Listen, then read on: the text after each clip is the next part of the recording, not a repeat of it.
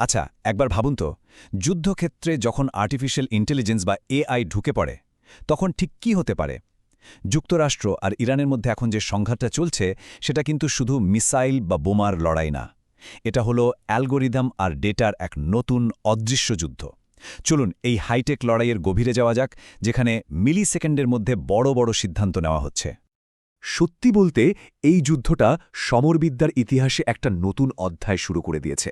এই প্রথমবার এত বড় একটা সংঘাতে আর্টিফিশিয়াল ইন্টেলিজেন্সকে একেবারে সেন্ট্রাল রোলে দেখা যাচ্ছে, যা যুদ্ধের গতি আর কৌশল দুটোই পুরোপুরি পাল্টে দিচ্ছে।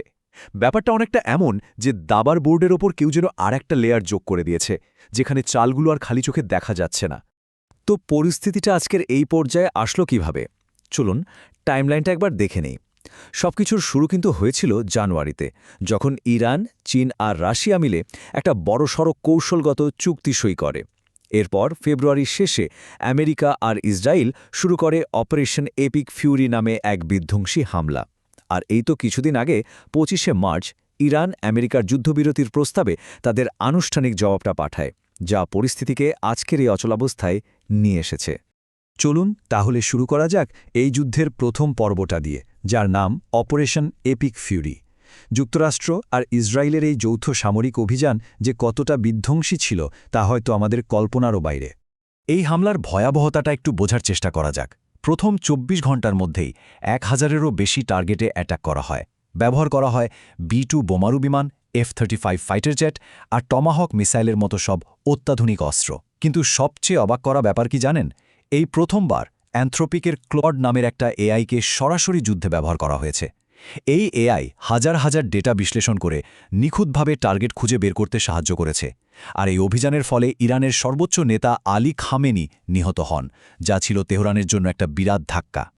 কিন্তু আমেরিকার উদ্দেশ্যটা যে শুধু সামরিক টার্গেট ধ্বংস করা ছিল না, সেটা কিন্তু পরিষ্কার।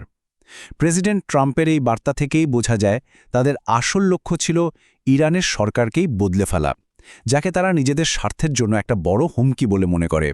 এখন আপনি হয়তো ভাবছেন, এত বড় একটা অ্যাটাকের পর ইরান তো একেবারে শেষ হয়ে যাওয়ার কথা, কিন্তু না, তারা মোটেই ভেঙে পড়েনি। বরং তারা যে জবাবটা দিয়েছে তা ছিল খুবই দ্রুত, বহুমুখী আর সুচিন্তিত। তো ইরানের প্রতিশোধের প্রথম ধাপটা ছিল একদম সোজাসাপটা, সরাসরি সামরিক হামলা। তারা মধ্যপ্রাচ্যে থাকা মার্কিন ঘাঁটিগুলোকে টার্গেট করে মিসাইল হামলা চালায়। এরপর তারা যুদ্ধটাকে নিয়ে গেল আরেকটা ডাইমেনশনে, ডিজিটাল ওয়ার্ল্ডে। ইরানের হ্যাকাররা পশ্চিমা দেশগুলোর পাওয়ার গ্রিড, ওয়াটার সাপ্লাইয়ের মতো ক্রিটিক্যাল ইনফ্রাস্ট্রাকচারে সাইবার অ্যাটাক শুরু করে। তৃতীয় ধাপে ইরান ব্যবহার করল তাদের অন্যতম সেরা একটা অস্ত্র, আর সেটা হলো তাদের মিত্র সশস্ত্র গোষ্ঠীগুলো, মানে প্রক্সি। হিজবুল্লার মতো গ্রুপগুলো ইসরায়েলের ওপর হামলা শুরু করে দেয়। আর সবশেষে চতুর্থ স্তরটা ছিল কূটনৈতিক চাল। ইরান এখানে তার আন্তর্জাতিক পার্টনারদের একটা ঢাল হিসেবে ব্যবহার করে। চীন আর রাশিয়া ইরানকে জোরালো সমর্থন জানায়। তো দেখুন, এই স্লাইডটা পুরো ব্যাপারটা পরিষ্কার করে দিচ্ছে। ইরান কিন্তু একটা ফ্রন্টে বসে থাকেনি। একদিকে যেমন মার্কিন ঘাঁটিতে মিসাইল ছুড়েছে, ঠিক তেমনি সাইবার অ্যাটাক চালিয়েছে, প্রক্সি গ্রুপগুলোকে ব্যবহার করেছে, আবার একই সাথে কূটনীতিকভাবেও চাপ তৈরি করেছে। এই মাল্টি ডোমেন অ্যাটাক এটাই প্রমাণ করে যে আধুনিক যুদ্ধ আর শুধু যুদ্ধক্ষেত্রেই সীমাবদ্ধ নেই। এত কিছু হয়ে যাওয়ার পর যখন মনে হচ্ছিল যে একটা পুরো দস্তুর বিশ্বযুদ্ধ লেগেই যাবে, ঠিক তখনই লড়াইটা যুদ্ধক্ষেত্র থেকে আলোচনার টেবিলে সরে আসে। আর এর শুরুটা হয় আমেরিকার পক্ষ থেকে একটা শান্তি প্রস্তাব দিয়ে। তো আমেরিকার ১৫ দফা প্রস্তাবে কি ছিল? সহজ করে বললে তাদের প্রধান শর্ত ছিল ৪টে। ১. ইরানকে তার সব পারমাণবিক সক্ষমতা নষ্ট করে ফেলতে হবে। ২. ইউরেনিয়াম সমৃদ্ধ করা চিরতরে বন্ধ করতে হবে। ৩. তাদের কাছে যত সমৃদ্ধ ইউরেনিয়াম আছে সব দেশের বাইরে পাঠিয়ে দিতে হবে। আর ৪. হরমুজ প্রণালী দিয়ে যে সবাই যাতায়াত করতে পারবে সেই গ্যারান্টি দিতে হবে। কিন্তু ইরানের দিক থেকে যে জবাবটা এলো, তা যেন পুরো আলোচনাটাকেই একটা খাদের কিনারায় নিয়ে গেল। তৈরি হলো এক গভীর কূটনীতিক অচলাবস্থা। এই যে দেখুন, দুই পক্ষের চাওয়া পাওয়ার মধ্যে তফাতটা কত বড়। আমেরিকা চাইছে ইরানের সামরিক শক্তি পুরোপুরি শেষ করে দিতে। আর ইরান কি চাইছে? তারা চাইছে ভবিষ্যতের নিরাপত্তার গ্যারান্টি, নিজেদের সার্বভৌমত্ব আর অবশ্যই যুদ্ধের ক্ষতিপূরণ। এই বিশাল পার্থক্যটাই কিন্তু শান্তি আলোচনাকে প্রায় অসম্ভব করে তুলেছে। তো প্রশ্নটা হচ্ছে, ঠিক কী কারণে তারা একমত হতে পারছে না? সমস্যাটা আসলে কোথায়? এর মূল কারণটা হল অবিশ্বাস, দশকের পর দশক ধরে জমে থাকা গভীর অবিশ্বাস।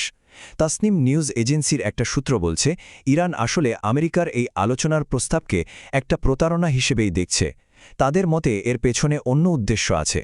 আর এই অবিশ্বাসটা যে শুধু কথার কথা না, এর পেছনে কিন্তু নক্কারা সামরিক কারণও আছে। ইরান ভয় পাচ্ছে যে আমেরিকা আসলে এই আলোচনার নাম করে সময় নিচ্ছে। তাদের আসল প্ল্যান হলো দক্ষিণ ইরানে একটা গ্রাউন্ড ইনভেশন বা স্থল অভিযান চালানো, আর সেটা হলে তো এই সংঘাত আরও অনেক বেশি ভয়ঙ্কর হয়ে উঠবে। এখন এই যে দুই দেশের মধ্যে দর কষাকষি চলছে, এর সরাসরি প্রভাবটা গিয়ে পড়ছে বিশ্বের অর্থনীতির লাইফলাইন হরমুজ প্রণালীর উপর। শুধু সংখ্যাটা একবার দেখুন, -৯৫%। যুদ্ধের কারণে এই প্রণালী দিয়ে জাহাজ চলাচল প্রায় বন্ধই হয়ে গেছে। এটা কিন্তু বিশ্ব অর্থনীতি আর জ্বালানি সাপ্লাইয়ের জন্য একটা বিরাট ধাক্কা। এর আজ কিন্তু বিশ্বের প্রতিটি দেশেই লাগবে। তবে ইরান কিন্তু এখানেও একটা দারুণ চাল চেলেছে। তারা এই প্রণালীকে একটা স্ট্র্যাটেজিক অস্ত্র হিসেবে ব্যবহার করছে। নিজেদের শত্রু দেশের জন্য পথ বন্ধ রাখলেও বাংলাদেশ, চীন, ভারত আর রাশিয়ার মতো বন্ধু দেশগুলোকে কিন্তু ঠিকই নিরাপদে যাওয়ার সুযোগ করে দিচ্ছে। এতে করে কিন্তু গ্লোবাল পলিটিক্সে একটা নতুন সমীকরণ তৈরি হচ্ছে, তাই না? তো দিনের শেষে প্রশ্নটা এটাই, এই যে একটা সংঘাত, যার একপাশে আছে সর্বাধুনিক টেকনোলজি, আর্টিফিশিয়াল ইন্টেলিজেন্স, আর আরেক দিকে আছে কয়েক দশকের পুরনো অবিশ্বাস আর ভূ-রাজনৈতিক জটিলতা, শেষ পর্যন্ত কোনটা বেশি শক্তিশালী প্রমাণ হবে, টেকনোলজি নাকি অবিশ্বাস? উত্তরটা হয়তো সময় বলে দেবে। কিন্তু একটা কথা পরিষ্কার, যুদ্ধের নিয়মকানুন কিন্তু চিরদিনের জন্য বদলে গেছে।